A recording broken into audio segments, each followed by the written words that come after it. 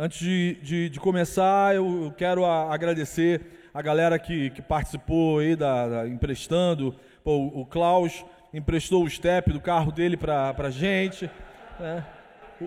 O Marcos Pereira emprestou a moto. Cadê o Marcos? Cadê o dono dessa moto maravilhosa? O Marcos está ali. Marcos, brigadão. Deus abençoe. Marcos, pode anunciar? Pode. Não. Melhor que o sorteio. O Marcos está vendendo a moto dele. Então, se você se apaixonou pela moto e quer abençoar o seu irmão, procura o Marcos, está sentado aqui, né? Não, depois a gente faz o leilão. Já iam começar os lances aqui, ó. Depois a gente se especializa nisso, mas é sério mesmo. O Marcos está vendendo a moto, quer investir na empresa dele. Então, se você ficou apaixonado, Deus te deu o recurso para abençoar o seu irmão, essa é a hora. Você já sai daqui com um ronco aqui maravilhoso. Agora, não entenda ronco com vontade de dormir, né? De jeito nenhum. Despertou um sono, né? Amarra, repreende. Se o irmão do lado babar, você já dá aquela cutucada Conan nele. Mas, irmãos, o que eu quero compartilhar com vocês é uma mensagem que eu falo em todo módulo do antes e depois de dizer sim. Já compartilhei algumas coisas no Papo Família, já tenho tempo. Então é possível que alguns irmãos já tenham ouvido essa mensagem. E aí eu espero que você que já ouviu, que você já esteja vivendo essa mensagem. E você que ainda não ouviu, anote, preste atenção, grave isso no seu coração. O nome da mensagem é A Nossa Imagem e Semelhança. Eu vou passar a pontuar, meditar com os irmãos sobre, de forma bem prática, o que a gente vem falando desde de ontem à noite sobre o plano original. Eu falei no domingo sobre a figura da mulher exemplar, né? E falei na hora da pregação que aonde a gente aprende a ser homem? Na palavra. Então até lembrei do Chudinho, né? Cadê o Chudinho? Então até lembrei do Chudinho na hora eu falei, a Bíblia que ensina a gente a ser sujeito homem. Né, Chudinho? Sujeito homem está aqui na palavra. Então, eu quero levar a gente para o Gênesis. Se a gente está aqui num sábado à tarde, eu sou levado a acreditar que você de fato está se esforçando para amar Cristo e viver um cristianismo saudável, amém? Ninguém colocou a arma na cabeça de você para você estar aqui, né, Douglas? Cadê Douglas? Ninguém fez isso. Então é fundamental a gente saber o que a Bíblia fala para a gente, o que a Bíblia pontua para a gente, o que é ser homem, a imagem e semelhança do nosso Criador. Qual é o meu propósito no mundo, por que a gente está aqui? E é importantíssimo a gente saber isso. Dependendo da visão, do entendimento que você tenha sobre a sua sexualidade, isso vai afetar a sua forma de viver o seu uns aos outros, isso vai afetar a sua forma de você enxergar a sua vida enquanto profissional no mercado de trabalho, isso vai afetar o seu namoro, isso vai afetar o seu noivado, isso vai afetar o seu casamento, dependendo do entendimento que você tenha sobre a sua sexualidade, isso vai afetar a nossa missão enquanto cristãos na face da terra. Em Gênesis 1, 26, no relato da criação, Deus afirma, façamos o homem a nossa imagem e semelhança. E aí a gente precisa se perguntar, o que significa isso? O que Deus quis dizer com isso? No primeiro capítulo da Bíblia vem Deus falando isso, essa revelação especial. Eu vou fazer um camarada à minha imagem e semelhança, com semelhança dos meus atributos, semelhante ao meu caráter, semelhante ao potencial de criação, de criatividade. E aí você começa a perceber por que é importante a gente estar aqui reunido num encontro como esse. Constantemente a gente precisa recobrar o entendimento, recobrar a missão. Os estudiosos aí de neurociência dizem que a cada 22 dias, não é isso? Me lembrem, a cada 22 dias a pessoa esquece um referencial absoluto da sua missão. Ou seja, a cada 22 dias a gente deveria ser lembrado do que de fato é ser homem. Porque é muito sério saber o que o Criador diz sobre o que eu sou. Onde então a gente vai aprender essa verdade? Meu irmão, é na palavra de Deus. Para um cristão, o único absoluto de verdade é a Bíblia Sagrada. Eu falei domingo, todas as ciências são servas da palavra, mas a única referência de fé e de prática é na palavra de Deus. Seu ensinamento é eterno, é transcultural, tudo que eu preciso saber para ser homem está na Bíblia. E se não está na Bíblia, não é para eu usar aquilo como referência.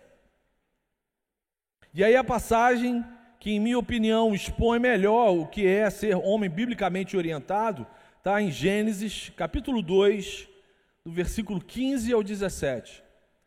A exposição do plano original de Deus para a vida da gente, do que é ser homem.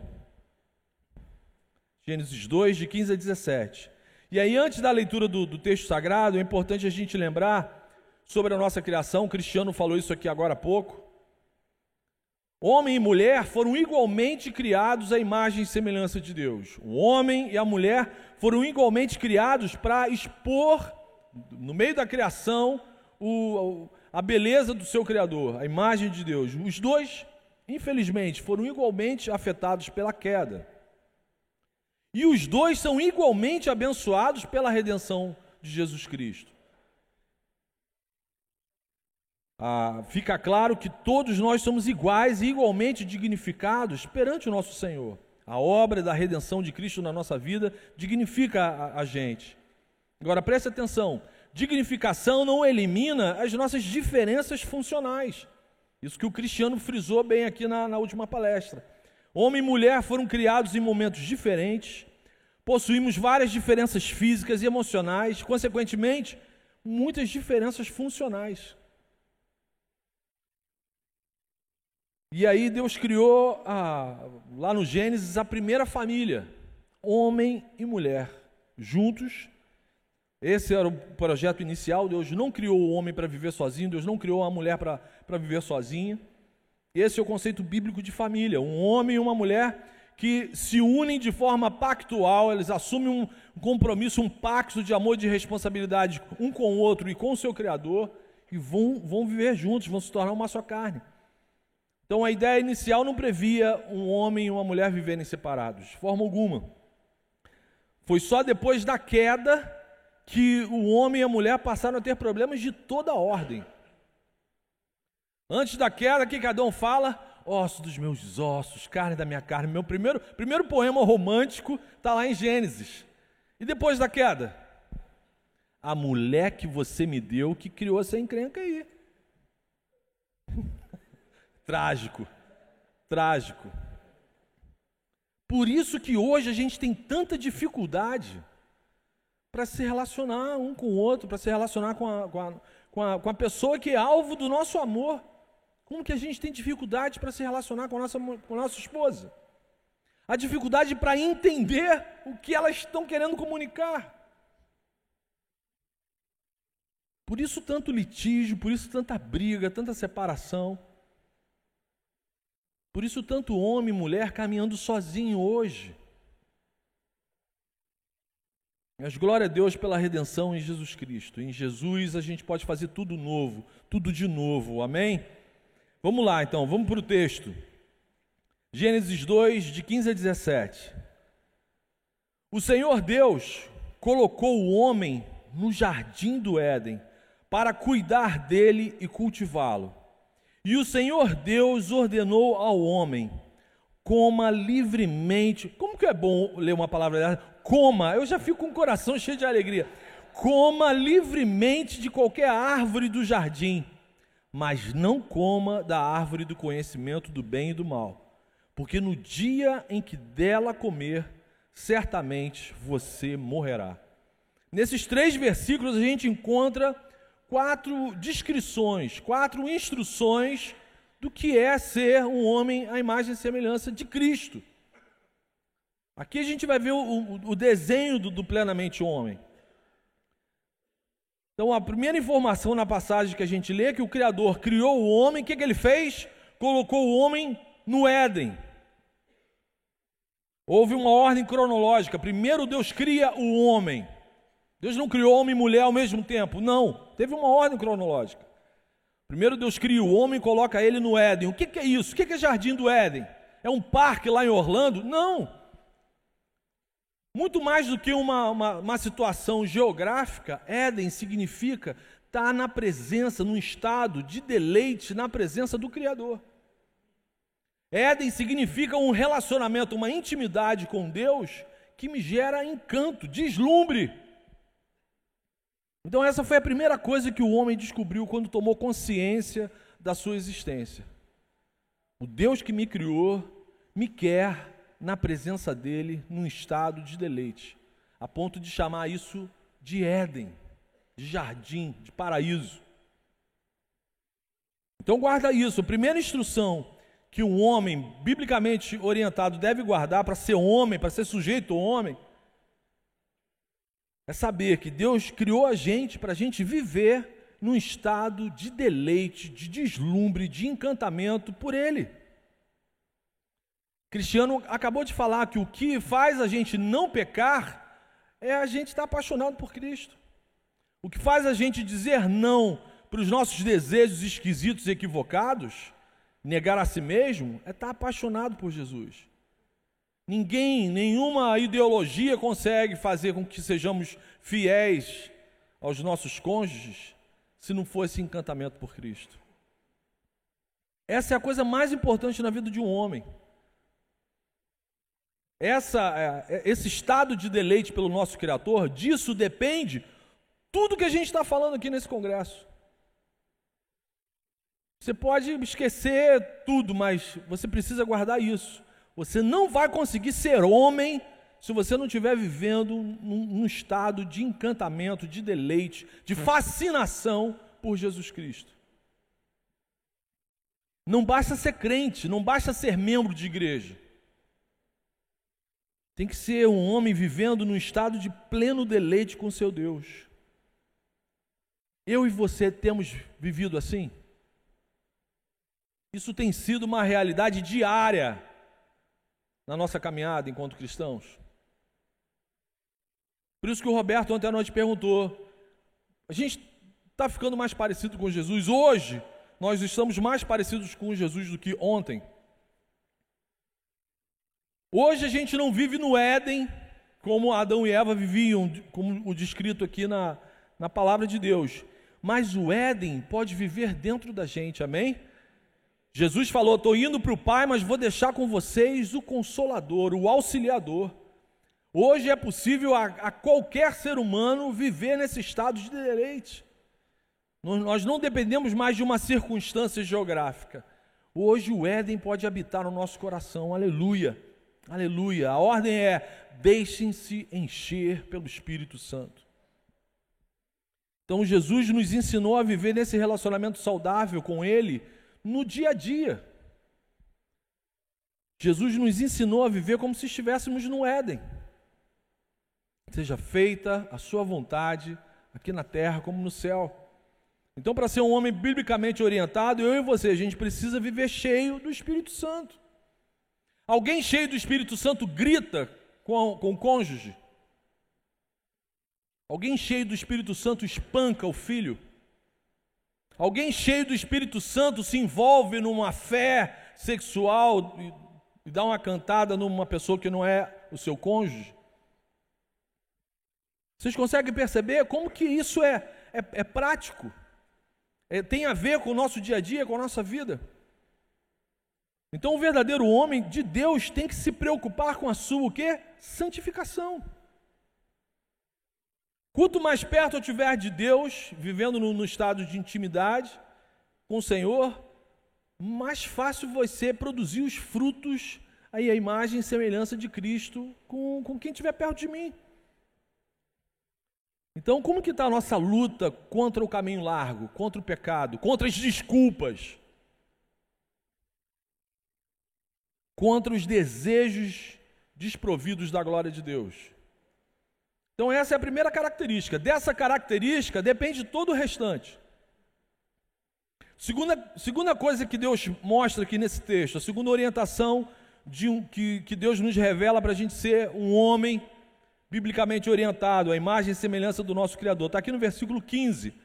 O Senhor Deus colocou o homem no jardim do Éden para... O que está escrito aí na sua Bíblia? Lê aí, fala alto, até para acordar. Cuidar dele. Qual é o outro nome disso?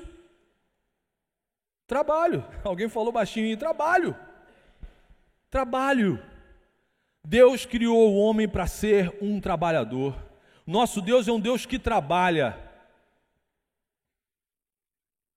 Ou seja, a segunda coisa mais importante na vida de um homem não é ter uma mulher, é ter um trabalho, ter um ofício. A gente está falando de Éden, presença deslumbrante de Deus na nossa vida, e aí Deus dá para o homem um ofício, um trabalho. Você vai cuidar da criação. Isso vai continuar, meu irmão, na eternidade. Você acha que lá no céu a gente vai ficar só o quê? Parado, cantando musiquinha? Vai ser muito... Não, cara, isso aqui é plano original. Toda vez que você esquecer o que você é, toda vez que você ficar desorientado, volta para o GPS da tua vida, que é a Bíblia. Volta para o plano original. Então é para a gente estar na presença de Deus e ser trabalhador. Nosso Deus é um Deus que trabalha. Antes de Deus dar a mulher para o homem, Ele falou, estou te dando um trabalho. Deus deu um trabalho. Você vai cuidar desse jardim como se estivesse fazendo isso para mim. Deus criou o homem para ser o provedor dos recursos principais da sua família. A gente acabou de ouvir sobre o líder servo. Deus criou o homem para ser um líder servo. E para ser líder, você tem que ser trabalhador. Deus criou um homem para ser um corregente da sua criação, para ser um mordomo, um administrador fiel, zeloso. Solteiros, ontem eu estava conversando com um solteiro que falou, poxa, mas Marcão, essa palavra, alguém que já ouviu essa palavra, falou, Marcão, isso não pode oprimir o jovem, o adolescente? Até alguém se manifestou aí, né? Isso não pode oprimir o jovem, né? Meu irmão, você nasceu, foi tomar banho, descobriu que tem um pênis, Deus quer que você seja um trabalhador. Deus não quer que você fique o resto da sua vida igual uma samambaia jogando videogame dentro da sua casa. Para se alimentar tem que abrir a janela para o sol fazer fotossíntese em você. Muitas vezes o infeliz nem desce para comer. Vem comer! Só mais uma fase, só mais uma fase. Você tem que abrir a janela para entrar sol, bater no sujeito para ele poder fazer fotossíntese. Sirva aos seus pais com diligência. Você que é jovem, ainda não entrou no mercado de trabalho, mas o que eu vou fazer? O que eu vou trabalhar?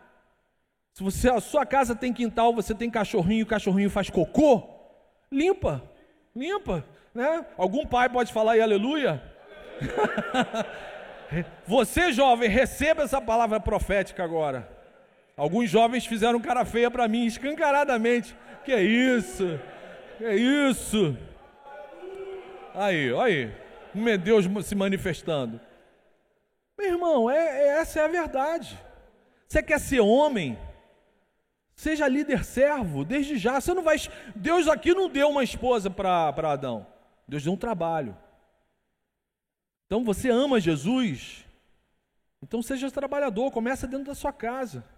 Sirva a sua mãe. Seja zeloso, cuidadoso com a sua irmã. Divida o peso da administração doméstica com os seus pais. Depois eu vou mandar uma palavra de mistério para você também, hein? Tem mistério para todo mundo hoje. Se segura aí na cadeira aí. Se levantar para ir no banheiro, você segura o irmão. Hoje não tem problema não, pode fazer nas calças aí, não tem problema. Solteiro, use a sua energia para servir, principalmente dentro da sua casa. Não inverta as coisas. Tem solteiro que é uma bênção maravilhosa aqui na igreja, glória a Deus pela vida de vocês. Mas meu irmão, E às vezes eu até constranjo, mas também sem nenhum constrangimento da minha parte, eu constranjo o jovem. Quando eu estou num culto de batismo, eu pergunto para os pais daquele que eu estou batizando: seu filho dá testemunho de cristão dentro da sua casa? Ele arruma o quarto antes de sair de casa? Porque o jovem tem aquela energia que eu quero mudar o mundo, está tudo errado. E eu ouvi isso de um general: antes de você mudar o mundo, arruma o seu quarto, arruma a sua casa. Gente, não vê que isso é bíblico? Paulo fala isso para Timóteo: antes de servir na igreja, sirva na sua casa.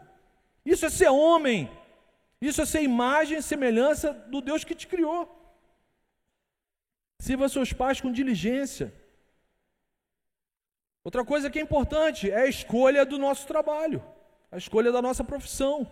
O jovem, o rapaz cristão precisa entender que ele vai ser, se ele é a imagem e semelhança do Deus que o criou, ele vai ser chefe de uma família.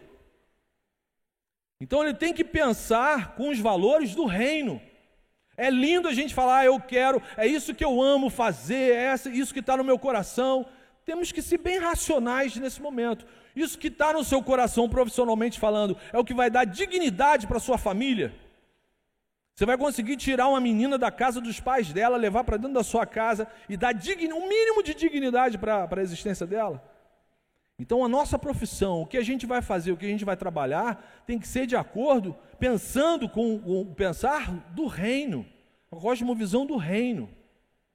Jesus não era egoísta, Jesus não pensou: eu vou fazer o que eu acho melhor para mim, o que está no meu coração. O que Jesus falou? Eu vim para cumprir a vontade do meu Pai. Para isso que eu vim aqui. Foi para isso que nós viemos aqui, para cumprir a vontade do nosso Pai. Então, a gente precisa pensar num olhar de profissão, pensando nesse valor. Isso vai oferecer dignidade para minha família? Isso tem mercado de trabalho? Eu sei que a gente vive num país cruel, absolutamente, que não é referência para nada. Você às vezes almeja uma profissão, no mês seguinte aquela profissão perde mercado de trabalho. Então quase todos os engenheiros que eu conheço hoje estão desempregados. Por quê? É um país malignizado, está debaixo de pecado. Só que a gente precisa, vocês estão conseguindo entender isso? Eu não tenho, Deus não me deu esse direito, essa liberdade de ser egoísta, de pensar no meu umbigo. Se eu sou homem, nasci homem, eu tenho que pensar num trabalho que tenha potencialidade, pelo menos dentro do que eu consigo enxergar de mercado de trabalho, para dar dignidade para quem vai andar comigo. Para os casados agora, agora se segura aí, casado. Boa, né? O que significa cuidar? O que significa trabalhar, ser cuidadoso dentro de casa?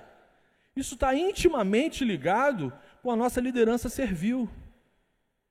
Cuidar, quando Deus fala para o homem: vai cuidar do jardim, está falando para a gente hoje: vai cuidar daquilo que eu permiti que chegasse às suas mãos. Você que vai cuidar da sua esposa. É você que vai cuidar dos seus filhos. O ser trabalhador, ser o principal mantenedor dos recursos materiais, espirituais e emocionais. Não tem uma situação estanque no homem: não, isso aqui é minha parte, agora se vira. Não. Se nós somos a imagem e semelhança do nosso Criador, esse cuidar, esse trabalhar dentro do ambiente matrimonial, é cuidar de tudo dentro de casa. Está incluso nesse cuidar aqui o trabalho no lar. Amém, igreja? Amém. Ser macho, ser sujeito ao homem à semelhança de Cristo, é também ajudar a esposa nas tarefas domésticas. Aprender a lavar roupa. Se a sua mãe pecou contra você, não ensinou você a lavar roupa, a passar, a cozinhar, a limpar um banheiro, meter uma mão dentro de uma privada, aproveita agora. Deixe-se encher pelo Espírito Santo, prenda a respiração e entre no banheiro para limpar aquilo que você faz. Tenha misericórdia, seja gracioso com a sua esposa, com a sua mãe. Ajude a lavar a louça, o banheiro, varrer a casa, cuidar do quintal. Ah, mas isso é muito difícil, Marcão. O amor tem que ser sacrificial. Se o amor não custa, não é amor, é favor. Amor custa. Quem disse que o tempo todo vai ser agradável? Você acha que é agradável para ela? Aquela pia cheia de louça parece uma visão do mal. Eu tenho 2 filhos e são 3 homens urinando dentro de casa. Não, no banheiro, né? Mas é quase que se estivesse urinando dentro de casa. Você entra no banheiro, parece aquele banheiro de bar. 3 homens mijando é um negócio descomunal, é um negócio terrível. Você acha que... Cara, ser a imagem e semelhança do Criador é ter esse cuidado. Na hora de limpar um vaso, na hora de entender que um outro ser humano pode entrar naquele banheiro e você tem que ser misericordioso com outro ser humano. Quantas vezes eu falei para meus filhos, vocês estão com algum problema na mão? Não, pai, por quê? Você não deu descarga, infeliz. Eu não quero ver lembrança de nada que você fez aí dentro. Deus te comissionou para ser um líder servo, é para servir. É para você chegar em casa à noite, cansado, olhar a pia, está cheio de coisa na pia, você vai lavar. E vai fazer isso como se estivesse fazendo para o Senhor. Amém. Aí a sua esposa, a lágrima vai correr, vai falar, não sei o que está acontecendo, pastor. Você tem que trabalhar fora de casa e dentro de casa. Foi por isso que Deus te deu uma estrutura óssea diferente da tua esposa. Foi por isso que Deus te deu uma estrutura muscular diferente da tua esposa. Não foi para você oprimir, não foi para você espancar, foi para você servir, para você proteger, para você dar guarida. Se você está aqui e ainda é solteiro, lembre-se disso, o plano original é que você constitua uma família para servir. Você vai ser a imagem e semelhança de Cristo. Assim como Cristo serve a igreja, você vai servir a sua casa. Então lembra disso, foi Deus quem criou o trabalho é uma invenção do céu, foi criado antes da queda, depois da queda Deus criou o cartão de ponto. Para você chegar na hora, se não chegar na hora vai ser descontado. Mas até na eternidade a gente vai trabalhar, isso vai ser bênção para a gente. E por Deus não criou o homem para ficar parado. E aí, por falar em ficar parado, é importante a gente lembrar que a gente vive num mundo mau, num mundo caído. E pode ser que tenha gente aqui na nossa comunidade que queira ser um trabalhador, chefes de família, e de repente ainda não estão conseguindo trabalhar, porque estão atravessando um momento na vida deles sem trabalho. Então, hoje no Brasil, segundo o IBGE, eu vi essa semana, já são 26 milhões de desempregados. 26 milhões no final do ano que passou, eu preguei aqui quando éramos 14 milhões. Em poucos meses chegamos a essa quantidade de 26 milhões de desempregados. Então pode ser que tenhamos aqui no nosso meio servos fiéis do Senhor desempregados. Então, pensando numa forma da gente se ajudar como igreja, a gente está dando os primeiros passos na criação do Oceânica Working. Glória a Deus. Eu quero pedir para o César e para o Felipe ficarem em pé nesse momento. Cadê o César? César da Rose, Felipe da Wélida. Então, eles estão dando, junto com o Ministério de Comunicação da igreja, os primeiros passos para a gente pensar em alguma coisa nessa área de trabalho, onde, dentro da nossa própria igreja, a gente conheça quem somos nós, qual o serviço que a gente pode prestar. E para o próprio empresário aqui dentro, de repente, eu preciso arregimentar alguém. Eu vou lá olhar o Oceânico Work, vou contatar o César, o Felipe, para saber quem daqui de dentro, quem do nosso corpo pode ser abençoado e ser bênção para mim. Então, obrigado César, obrigado Felipe.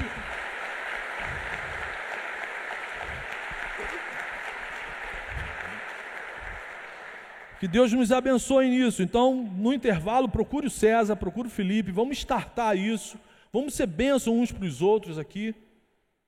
A gente tem muito potencial aqui dentro da Oceânica para a gente se ajudar nessa área. Terceiro lugar, terceira característica do que é ser um homem, imagem e semelhança. Continua, no versículo 15, Deus colocou o homem no jardim do Éden para cuidar dele, trabalho, e cultivá-lo. Parece sinônimo, mas não é. Deus colocou o homem para cuidar, para trabalhar e cultivar. O que é isso? A ideia de cultivar aqui é obter o melhor daquilo de bom que Deus já colocou na sua vida. Cultivar aqui é maximizar, é deixar aquilo que Deus já te deu, que é bom, Deus não dá nada que não seja bom para a gente, ficar melhor. Sejam recursos materiais ou pessoais. Cultivar é multiplicar os talentos. Cultivar não é só trabalhar, mas é fazer tudo bem feito, com excelência, para ficar melhor. Deus inspirou o homem a fazer com que tudo que já está bom fique melhor. São atributos que lembram o nosso Criador. São atributos que remetem para o nosso Criador. No casamento, o marido é responsável em cultivar a sua esposa. Investir na saúde dela. E até para investir na saúde dela, um irmão hoje de manhã me lembrou, o Ricardo estava falando comigo, a gente precisa investir na nossa saúde. Como que eu vou trabalhar, como que eu vou ser um líder servo se eu já estiver com a minha saúde comprometida? Nesse ponto, não sigam o meu exemplo, eu demorei muito tempo para correr atrás do investimento na minha saúde. Hoje, tudo que eu perco de peso, eu acho logo em seguida terrível. Então, invista na sua saúde hoje, agora. E aí, invista na saúde da sua esposa. Invista na beleza da sua esposa. Invista no bem-estar da sua esposa. Investir no bem-estar da sua esposa significa que é inadmissível um ser à imagem e semelhança do nosso Criador ser estúpido com alguém. É inadmissível um homem que se diz cristão levantar a voz, gritar com a sua esposa. Você está pecando contra Deus quando você faz isso. Quando você perde a postura, quando você perde o seu domínio próprio, quando você assume o papel de um demônio dentro da sua casa, você está pecando contra o seu Criador. Quando a sua esposa chora por causa da sua ignorância, é o Criador que está chorando, lamentando. É inadmissível. Uma das coisas que mais me frustram, mais me deixam deprimidos, é quando nos meus rompantes de carnalidade, que eu me distraio e trato a minha esposa totalmente diferente do que Cristo a trata. Quando eu me distraio, esqueço quem eu sou, qual é a minha identidade, qual é o meu RG, e trato a minha esposa como se eu fosse só um ser caído. Então é inadmissível, se você quer ser um homem imagem e semelhança do seu Criador, se você quer cultivar a sua esposa como se você estivesse fazendo isso para agradar a Jesus, meu irmão, você não tem, nada justifica, era melhor pedir a mudez. Senhor, tira a minha voz. Senhor, me dá alguma coisa que me silencie. Mas a gente não tem esse direito. Porque a gente não vai estar cultivando, a gente não vai estar cuidando, a gente não vai estar sendo testemunha do Senhor. Isso é só um dos detalhes que eu lembrei da minha vida. E eu preciso cuidar também da vida espiritual dela. Isso é responsabilidade de todo homem casado, biblicamente orientado. O solteiro vai cultivar a sua vida fazendo isso com os estudos. Vou tirar os melhores resultados, porque eu faço isso não porque eu estou almejando só um mercado de trabalho melhor, mas porque eu faço isso porque eu sou imagem e semelhança do meu Criador. Tudo que chegar às minhas mãos, eu vou fazer com excelência.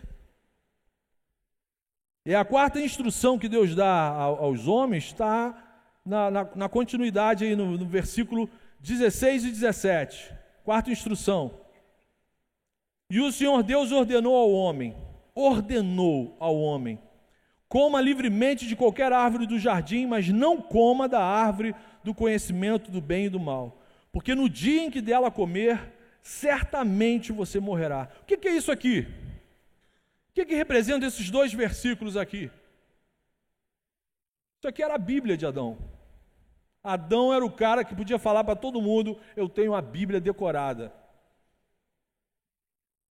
Isso aqui era a Bíblia de Adão, a revelação especial de Deus para o homem criado à imagem e semelhança dele. Adão, essa é a nossa relação pactual. Você pode mexer aqui em tudo, só não mexe ali. Se você mexer ali, você vai morrer. O pacto estava definido, a forma de relacionamento estava definida, tinha informação, tinha clareza, Deus não estava sendo confuso, desumano, não, estava ali estabelecido um pacto. Essa era a Bíblia de Adão. Deus dá a revelação, a instrução, o decreto, Deus formaliza um pacto. O papel do homem é ser pastor, líder servo. Eu vou compartilhar essa informação com quem aparecer na minha história.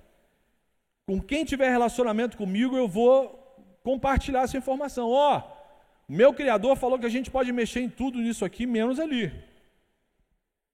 Porque eu sou a imagem e semelhança do meu Senhor. Eu sou o pastor da casa, eu sou o pastor da família, eu sou o pastor da minha esposa, eu sou o pastor dos meus filhos. Essa era a Bíblia que Adão deveria ter decorada e passar isso para os seus.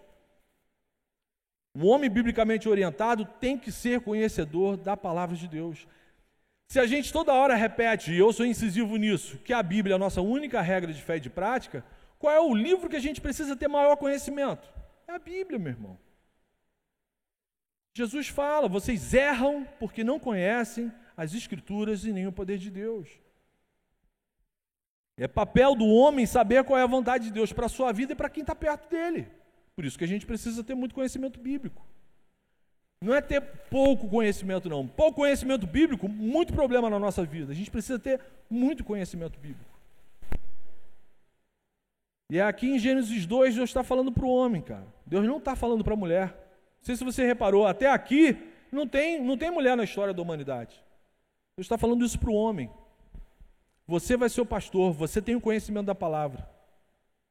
Você é a pessoa que vai me representar dentro da sua casa, conduzindo a sua casa. É papel do homem saber qual é a vontade de Deus para a vida dele e para a vida dos seus queridos. A revelação veio primeiro para o homem. E quando ocorre a queda, com quem Deus fala primeiro? Com o homem. Deus procura o homem e fala: Adão, onde você está? Deus não sabia? Adão, você é o pastor que eu coloquei aqui nesse jardim, Adão. Olha o que aconteceu, onde você estava, Adão? Deus criou o homem para ser a cabeça da casa, o pastor da casa.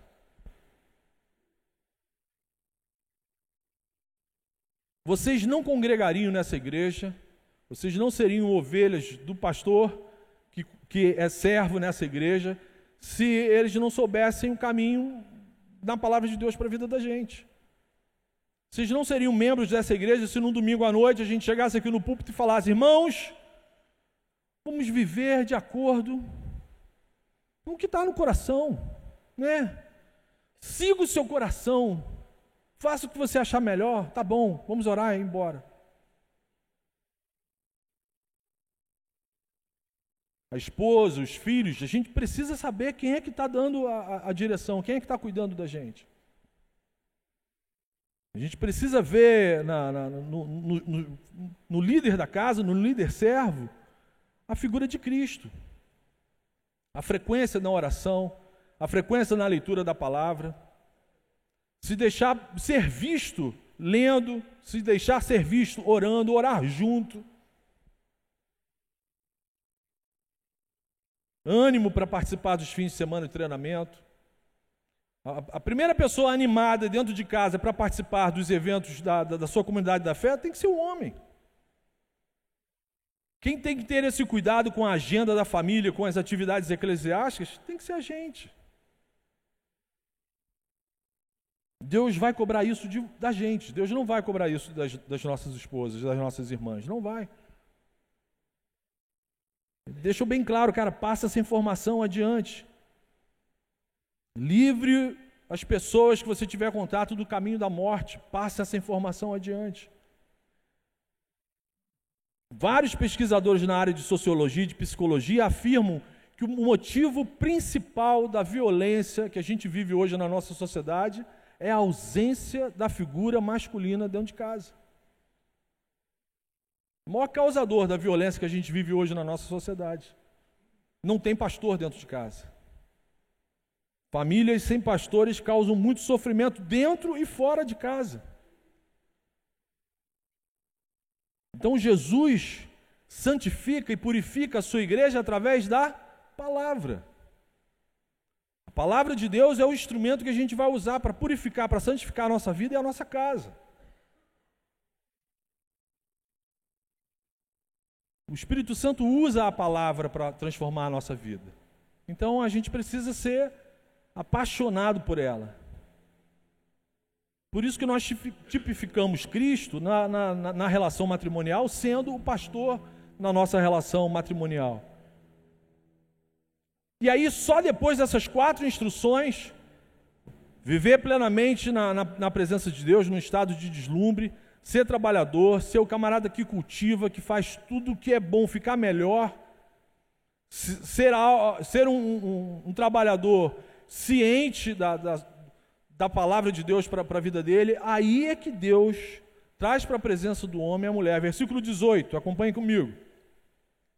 Depois de Deus falar tudo isso que eu compartilhei com vocês, aí Deus fala para Adão. Então o Senhor Deus declarou: não é bom que o homem esteja só. Farei para ele uma companheira idônea, que o auxilie e lhe corresponda. Irmãos, a mulher só foi criada por Deus depois que Deus ensinou o homem a ser homem. Olha o cuidado de Deus com a mulher. Deus só apresentou a mulher para Adão depois que Deus tinha deixado claro para ele o que era ser homem. Que cuidado maravilhoso de Deus na criação. Só na mente e no coração de Deus surgiria algo tão ímpar assim. Isso me encanta. E aí, irmãos, para concluir, de repente você pode estar pensando: poxa, isso tudo aí é difícil demais, Marcão. Realmente, caminho estreito não é fácil. Todas as vezes que eu me distraio, eu escolho o caminho largo. Seguir a Cristo tem um preço. O preço do discipulado não é barato. Mas Jesus falou: você quer me seguir? Negue-se a si mesmo, tome a sua cruz e siga-me. Meu irmão, por isso que no cristianismo a gente não vive sozinho, a gente está junto, a gente vai aprender junto, a gente vai caminhar junto, a gente vai vencer junto, para a honra e glória do nome do Senhor. Agora, isso que Deus passou para a gente, isso é desumano. Isso que Deus espera que eu e você coloquemos em prática, vivamos, isso é desumano. A gente paga um preço muito maior por não imitar a Jesus. A gente paga um preço muito maior por não imitar Jesus. Se colocar isso aqui em prática é difícil, experimenta não colocar. Viva da maneira que você achar melhor. Trate esposa e filhos da maneira que você acha que é justo. Trate o seu funcionário, o seu patrão, da maneira que você, seguindo a sua justiça própria. Você vai experimentar aqui na terra o inferno. Então, assim, não pagar o preço do discipulado de Cristo é muito maior. Não imitar Jesus é uma dor de cabeça muito maior. E aí eu quero concluir com um versículo que tem assim, me encantado, me acompanhado nesses últimos dias. Está lá no Salmo 112, versículo 1, vou ler para os irmãos, em seguida a gente ora. Aleluia! Como é feliz o homem que teme o Senhor e tem grande prazer em seus mandamentos. Aleluia. Senhor, muito obrigado pela tua palavra, Senhor. Obrigado pelas tuas instruções, Senhor. Obrigado pelo caminho estreito, Senhor. Porque caminhar no caminho largo, Senhor, é caminho de morte, Senhor. Obrigado pelas tuas instruções, Senhor. E diante da tua revelação, Senhor, a gente precisa da tua intervenção, Senhor. Tem misericórdia da vida da gente, Senhor. Como irmãos, como famílias, nós reconhecemos que se o Senhor não estiver com a gente não consegue viver o teu projeto, Senhor. Livra-nos do nosso próprio mau caminho, Senhor. Das nossas próprias esquisitices, Senhor. dos nossos achismos que não tem nada a ver com a vontade do Senhor. Ajuda a gente como irmão a ser ajuda um para o outro, Pai. A gente quer viver para a Tua glória, Senhor. A gente quer desfrutar isso que o Senhor planejou a gente para ser, Senhor.